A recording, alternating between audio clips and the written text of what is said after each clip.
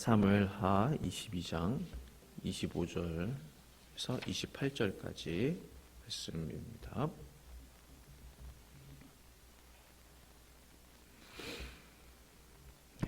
사무엘하 22장 25절에서 28절까지 말씀을 같이 네 구절 합독하도록 하겠습니다. 시작. 그러므로 여호와께서 내 의대로 그의 눈앞에서 내 깨끗한 대로 내게 갚으셨도다. 자비한 자에게는 주의 자비하심을 나타내시며 완전한 자에게는 주의 완전하심을 보이시며 깨끗한 자에게는 주의 깨끗하심을 보이시며 사악한 자에게는 주의 거스르심을 보이시리이다. 주께서 곤고한 백성은 구원하시고 교만한 자를 낮추사 살피사 낮추시리이다. 아멘. 오늘 본문의 말씀은요, 다윗이 그동안의 모든 사울의 칼날과 또 압살롬의 모든 반역을 물리친 후에 기록한 기도문 혹은 찬송시가 되겠습니다. 다윗의 생애를 보면은 정말 오래전 야곱의 고백처럼 참으로 험악한 세월들을 이제 살아오게 되었죠. 동시에 하나님의 놀라운 구원의 손길도 다윗은 경험하게 되었습니다. 오늘 읽진 않았지만 22장 17절 말씀은 이렇게 기록하고 있습니다. 그가 위에서 손을 내미사 나를 붙드시며 많은 물에서 나를 건져 내셨도다. 다윗은 알았습니다. 하나님의 손이 위로부터 임하여 그를 붙들어 주고 계심을 알았던 것이죠. 위에서 손을 내미사 나를 붙드시며, 하나님이 위에서부터 다윗을 붙들어 주셨구나. 다윗이 그것을 깨닫게 되었던 것입니다. 또한 많은 물에서 나를 건져내셨다. 이 물은 죽음의 그런 물이겠죠. 물에 빠져가는 다윗을 하나님께서 건져주셨다. 정말 모든 것이 하나님의 은혜였습니다. 또한 다윗이 깨닫게 된 중요한 신앙 원리가 있었는데요. 오늘 읽은 본문의 말씀입니다. 바로 하나님께서는 나의 행위대로 갚아주시는 분이시다 라는 사실을 알게 되었습니다. 그래서 21절은 이렇게 말씀하고 있습니다. 여호와께서 내 공의를 따라 상 주시며 내 손의 깨끗함을 따라 갚으셨으니, 보면은 내 공의를 따라 상 주시며, 하나님의 구원은 17절 말씀처럼 위에서부터 손을 내밀어 주셔서 붙들어 주시고 건져내 주시는 것입니다. 상은 다르죠. 하나님이 갚아주시는 그 상급은 다릅니다. 상과 벌은 다릅니다. 거기에는 우리의 행위가 있습니다. 내 공의를 따라 상을 주셨다. 반대로 내가 공의롭지 못하면 상이 아니라 벌이 오는 것이죠. 내 손의 깨끗함을 따라, 그것은 다윗의 행위입니다. 다윗의 손의 깨끗함을 따라, 깨끗하냐 깨끗하지 않았냐에 따라 하나님은 그 상과 벌을 주셨다, 갚아주셨다라는 그런 말씀입니다. 내가 만약 정직하고 정의로운 사람이라면요, 하나님은 정직과 또 정의로운 일들을 나에게 허락해 주실 것입니다. 내가 만약 정직하지 못하다면 정직하지 못한 일들이 내 삶 가운데 일어나게 될 거예요.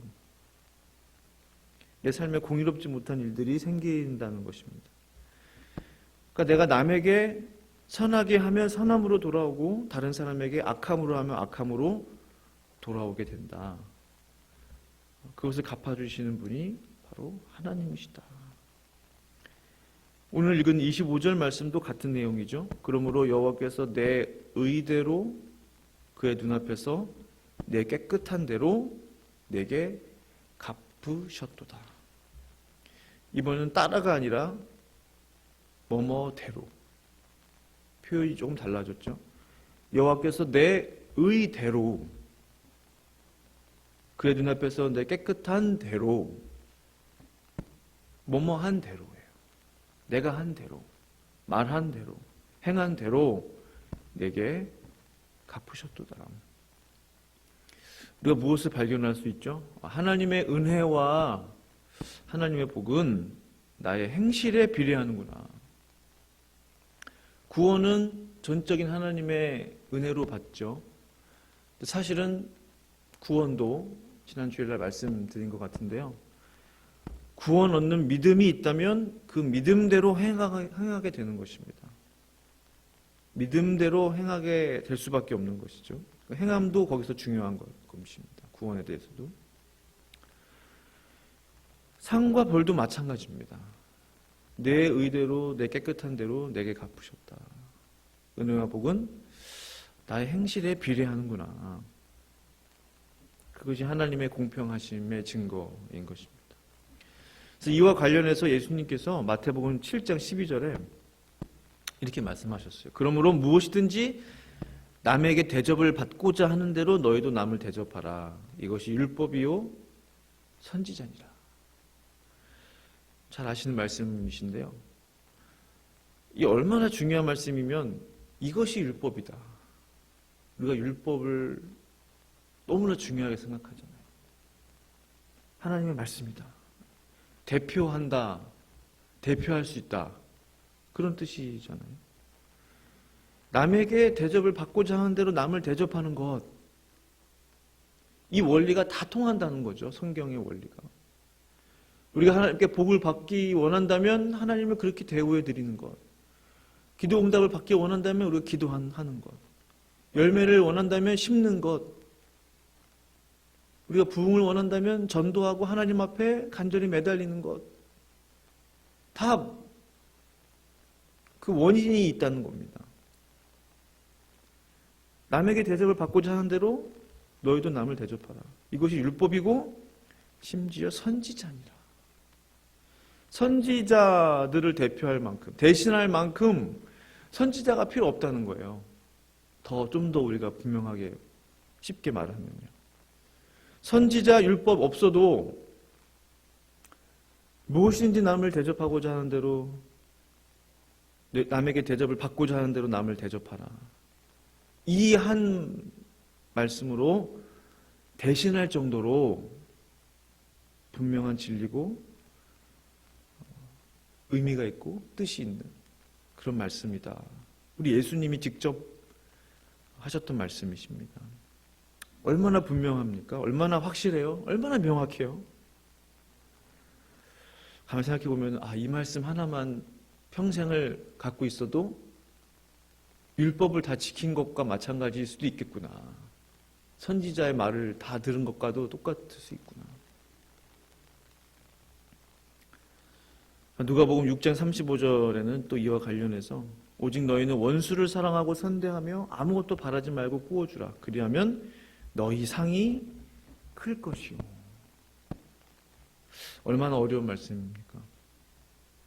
원수를 사랑하고 선대하고 심지어 아무것도 바라지 말고 꾸어주래요. 그러면 너희 상이 클 것이다. 우리는 사람을 향해서 꾸어주는 것이죠.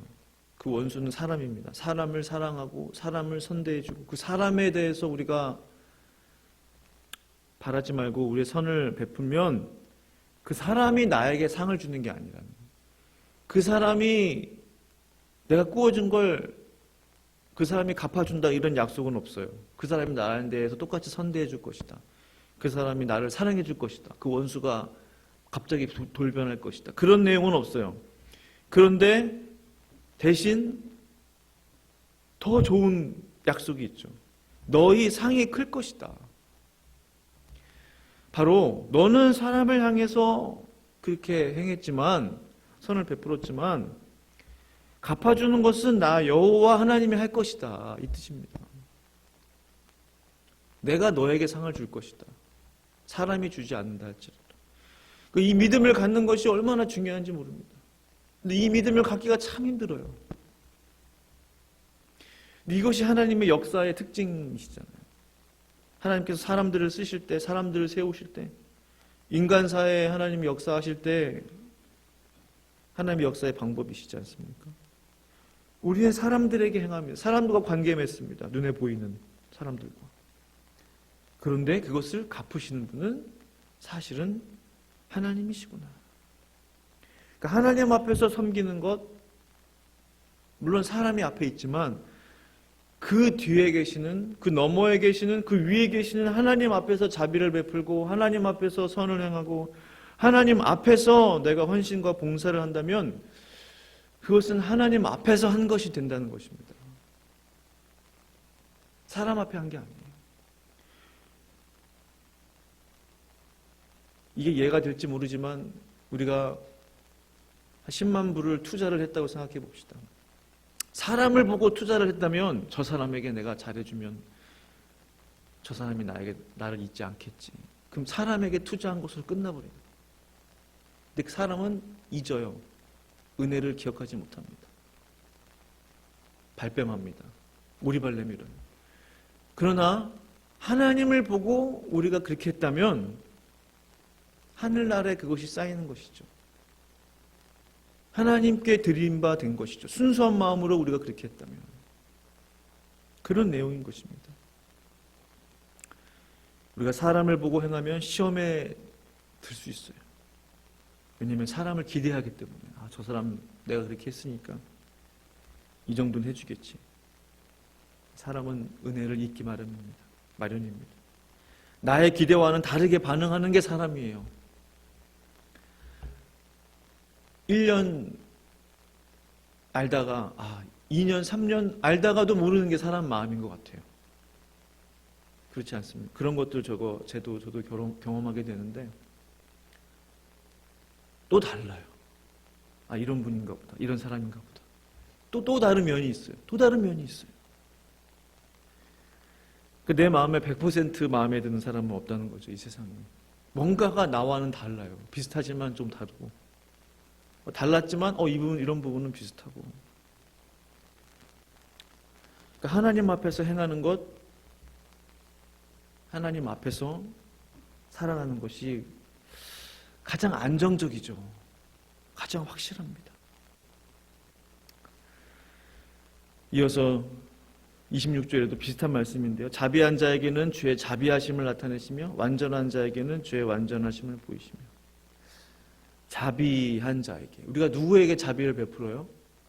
우리가 하나님께 자비를 베풀진 않습니다. 자비와 긍휼은 나보다 못한 사람, 나보다 연약한 사람, 나의 자비가 필요한 사람에게 베푸는 것입니다. 하나님을 향한 것이 아니에요. 자비는 사람을 향한 거예요. 긍휼과 자비는. 그런데 우리가 사람에게 자비와 긍휼을 베풀면 사람의 자비가 우리에게 오는 것이 아니고 주의 자비하심을 나타내신다라고 약속해 주시는 거예요. 사람을 향한 나의 자비가 풍성하다면, 나의 마음이 넉넉하다면, 너그럽다면 하나님께서 나에 대해서 자비함을 베풀어 주시는, 나에 대해서 넉넉함을 보여주시는 거예요. 우리가 반대라면 하나님이 반대로 하신다는 것이죠. 이것이 참으로 놀랍기도 하고 또 두렵기도 하고 또 감사하기도 한 거예요. 모든 것들이 믹스되어 있습니다.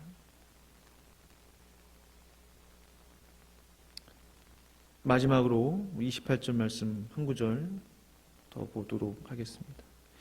주께서 곤고한 백성은 구원하시고 교만한 자를 살피사 낮추시리이다. 사실은 관련해서 비슷한 맥락의 말씀인데요. 은혜에 대한 말씀이죠. 우리가 은혜 받는 비결도 사실은 매우 단순하다는 겁니다. 말씀 그대로입니다.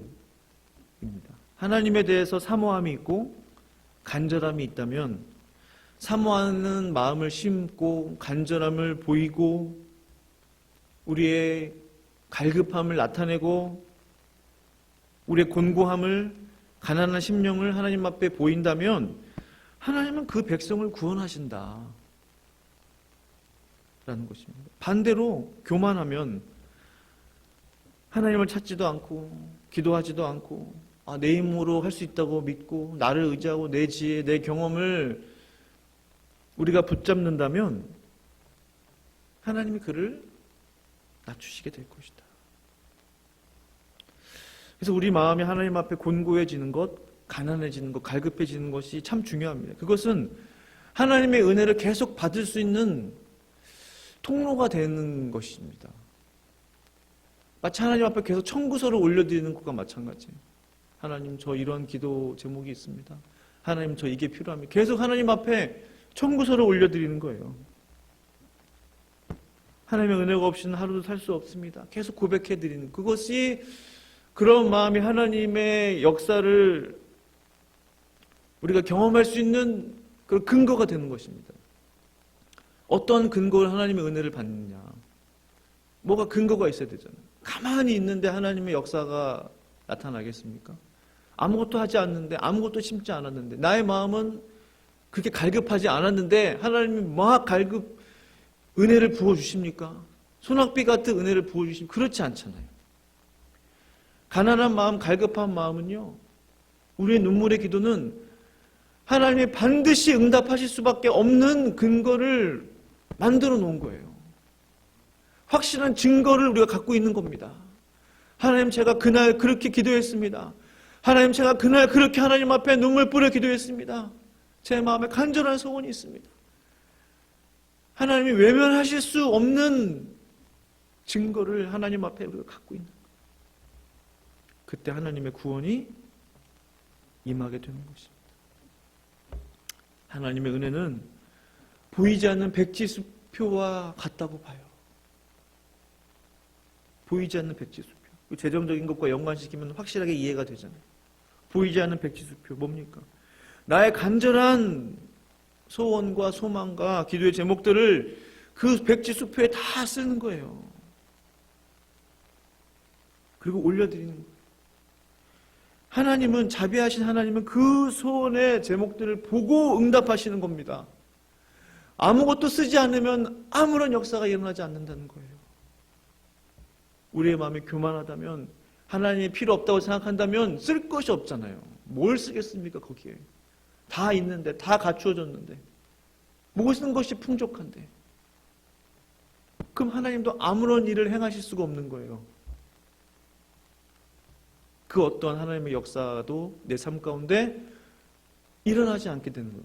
그럼 점점 신앙생활이 나약해지고 나태해지고, 신앙생활이 재미없어지고, 하나님에 대한 믿음도 약해지고, 하나님을 떠나게 되는 거죠.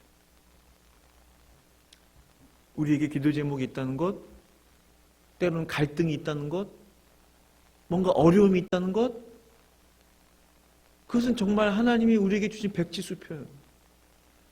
너의 어려움과 갈등과 고민과 기도의 제목들을 내가 너에게 준 이 백지수표에, 영적인 백지수표에 적으라. 그 나에게 올려드려라. 내가 응답하겠다. 그래서 너희가 내 이름으로 무엇이든지 구하면 내가 행하리라. 내가 시행하리라. 그러한 약속의 말씀을 우리에게 주시지 않았습니까? 간절히 바랍니다. 이 새벽에 기도하실 때 우리가 이 한 시간 하나님 앞에 어떠한 기도의 제목을 가지고 나아가기 원하십니까? 사모함과 간절함과 겸손한 마음으로 우리의 솔직한 심정을 하나님 앞에 아뢰는 시간이 되기 원합니다. 하나님은 그 기도를 듣기를 원하세요.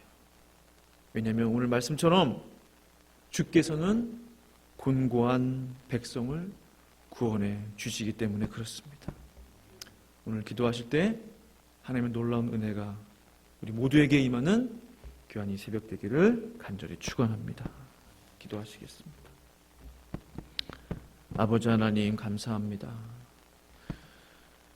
우리의 행위대로 갚으시겠다고 말씀하신 그 하나님, 우리가 행한 대로 일해 주시겠다고 말씀하시는 그 하나님, 무엇이든지 남에게 대접을 받고자 하는 대로 너희도 남을 대접하라. 이것이 율법이요 선지자니라. 우리가 응답을 원하면 간절한 기도로, 하나님의 역사를 원하면 하나님의 역사를 원하는 간절한 심령으로 우리가 구하고 기도할 때에 하나님은 반드시 그것에 대해서 역사하시고 응답해 주시는 신실하신 살아계신 하나님이신 것을 이 시간 고백합니다. 하나님, 우리의 마음에 간절한 기도의 제목들을 허락하여 주셔서 하나님의 놀라운 역사를 경험하는 이 새벽 되기를 간절히 기도하며 예수님의 이름으로 간절히 기도합니다. 아멘.